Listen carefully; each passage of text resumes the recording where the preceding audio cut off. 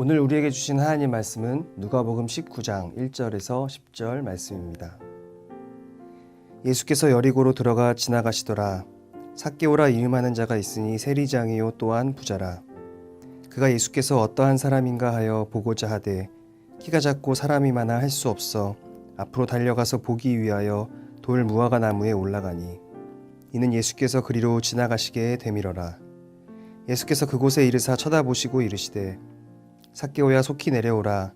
내가 오늘 내 집에 유하여야 하겠다 하시니 급히 내려와 즐거워하며 영접하거늘 뭇 사람이 보고 수군거려 이르되 저가 죄인의 집에 유하러 들어갔도다 하더라. 삭개오가 서서 주께 여짜오되 주여 보시옵소서. 내 소유의 절반을 가난한 자들에게 주겠사오며 만일 누구의 것을 속여 빼앗은 일이 있으면 내 갑절이나 갚겠나이다. 예수께서 이르시되 오늘 구원이 이 집에 이르렀으니 이 사람도 아브라함의 자손이미로다. 인자가 온 것은 잃어버린 자를 찾아 구원하려 함이니라. 아멘.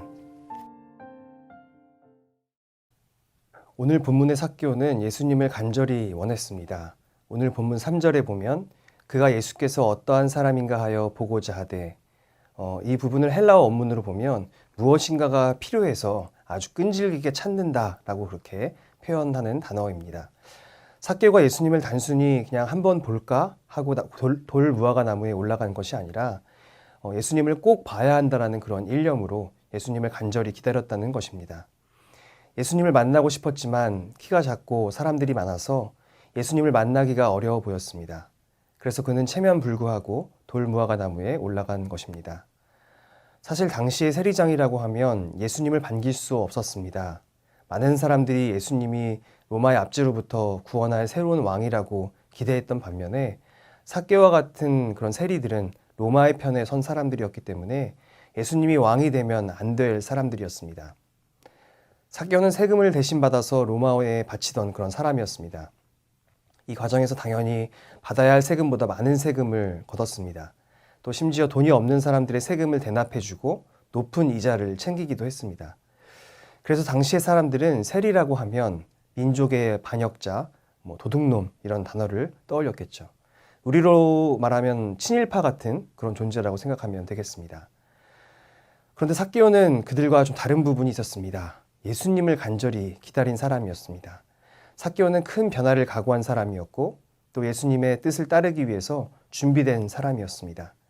사실 오늘 본문, 그 본문보다 앞쪽의 본문을 쭉 살펴보면 오늘 본문보다 그 앞에 본문에 이런 내용이 나옵니다. 부자 청년 이야기가 나옵니다. 부자 청년은 자기의 가진 것을 포기 못해서 근심하며 예수님을 떠났습니다. 이 이야기가 나오고 이어서 세리이면서 부자였던 삭개오의 이야기가 나오는 것입니다. 삭개오는 가진 것들을 포기하고 구원을 얻게 됩니다. 어떤 이런 흐름 속에서 오늘 본문이 위치해 있습니다.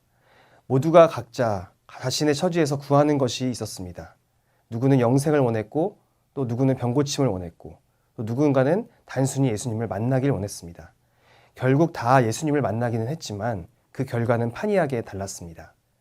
욕심을 포기하지 못한 청년은 예수님을 만나도 예수님의 말씀을 들어도 결국 근심하며 예수님을 떠났습니다.